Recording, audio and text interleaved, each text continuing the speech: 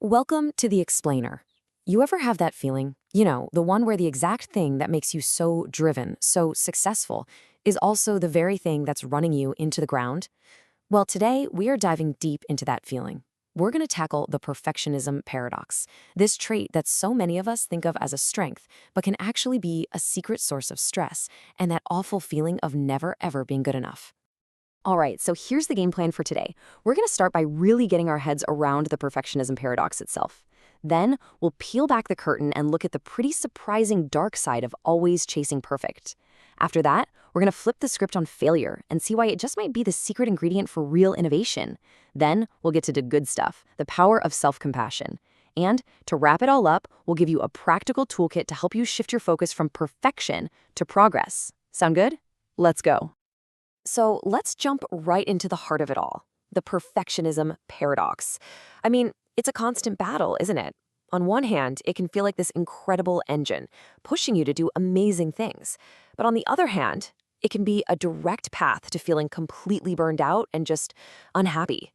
It really is the ultimate double-edged sword. Man, this quote from Psychology Today just hits the nail on the head, doesn't it? It perfectly captures that feeling of your life being one long, endless report card. Every single thing you do gets a grade, and your self-worth is totally tied to that grade. You stop enjoying the process, and it all just becomes about trying not to get a single point marked off. So what are we really talking about when we say perfectionism? I mean, it's not just about wanting to do a good job. It's not just having high standards. The real key here, what researchers point to, is those excessively high standards paired with a really harsh, really critical inner monologue. It's a drive that's almost always tangled up with a deep, nagging fear of failing.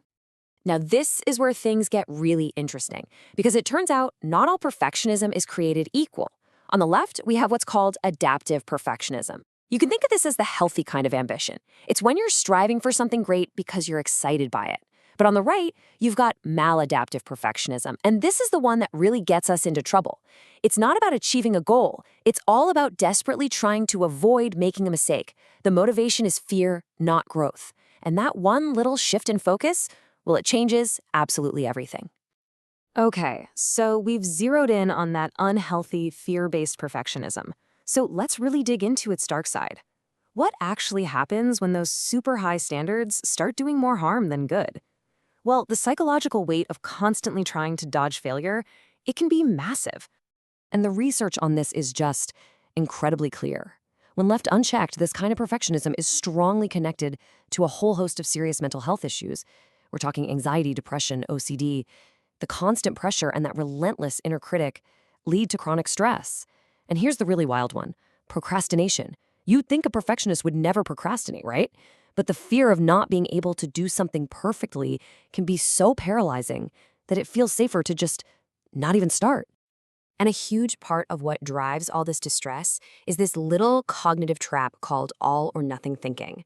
This is the perfectionist's default setting. It's when you score a 99 on a test, but all you can think about is that one point you missed, you know? Or you give a killer presentation, but you obsess over that one time you stumbled over a word. In this black and white world, there's no room for pretty good, no space to learn from a mistake, and definitely no permission to just be human. Anything less than perfect feels like a complete and utter failure.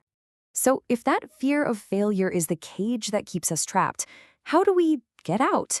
Well, the answer means doing the one thing that terrifies a perfectionist, learning to embrace failure. I know, it sounds totally backward, but we're about to see how our obsession with avoiding mistakes might be the very thing that's preventing us from having our biggest breakthroughs. It's kind of a beautiful idea when you think about it. History is just littered with examples of failure not being the end of the story. So often, it's the messy, unexpected, and totally necessary start of something incredible. That constant, relentless chase for perfection, it actually kills the kind of experimentation that leads to real discovery. And here are some of my favorite examples of this. The Post-it note, total accident. It came from a failed attempt to make a super strong glue.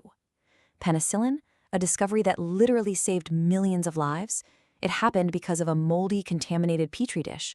Basically, a failed experiment. These massive, world-changing innovations didn't come from some perfectly executed plan. They came from mistakes, from accidents, from people being willing to see an opportunity in something that went wrong. So this is the big mindset shift we have to make. Failure is not some final judgment on who you are or what you're capable of. It's just data. That's it. It's feedback. It's the world saying, hey, maybe not that way. Try this instead. The second we start seeing failure as a learning tool instead of a guilty verdict, we open up this whole new world of growth and possibility. Okay, so if we're going to start embracing failure as part of the deal, we're going to need a new tool in our toolbox. Because it's one thing to say, oh yeah, failure is fine, but it's a completely different thing to actually feel okay when we mess up. This brings us to what I think is the most important piece of this whole puzzle, the antidote to that harsh inner critic. How do we bounce back from setbacks with resilience instead of beating ourselves up? So how do we do it? How do we keep that healthy drive, that ambition, but protect ourselves from the part that tears us down?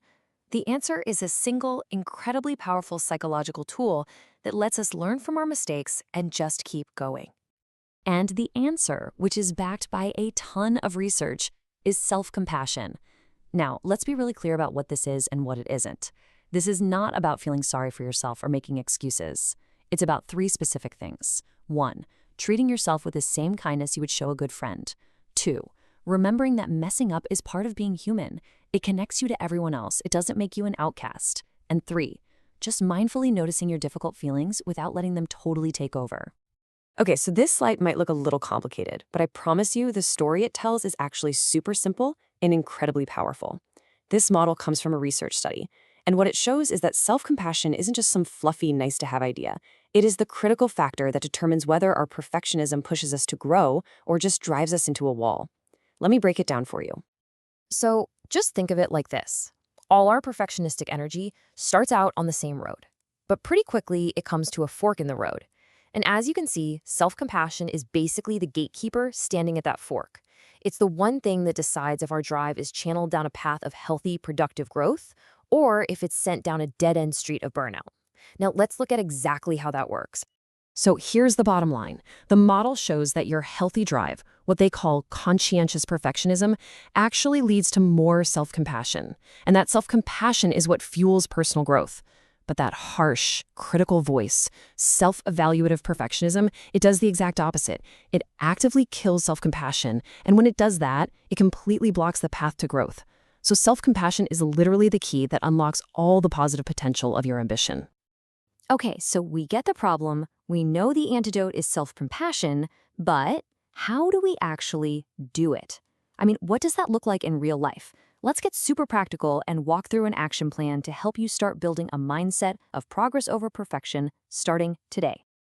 All right, here's a simple 4-step process based on cognitive behavioral therapy that can help you start to rewire your response. Step 1 is just to identify. Start noticing when that black and white all or nothing voice pops up. Step 2, challenge it. Ask yourself, is this really 100% true? Would I ever say this to a friend I care about? Step 3, reframe. Actively swap out that critical voice for a kinder one. Instead of I'm a failure, try this is tough, but I'm learning.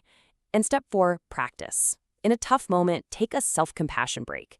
Just pause, acknowledge that it's hard, and offer yourself a little bit of kindness. In the end, this whole thing is really about changing how you define success. It's not about a flawless outcome. It's about finding value in the process, in what you learn, in the simple act of trying and moving forward. Something can be incredibly worthwhile and a huge success, even if it has flaws. In fact, sometimes it's worthwhile because of those flaws. So, I want to leave you with this question to think about. Forget about some giant, perfect plan for the future. Just think about today. What is one small, imperfect step you can take? What is one mistake or flaw that you can choose to see not as a failure, but as a chance to learn something new? Because that's where the real growth happens,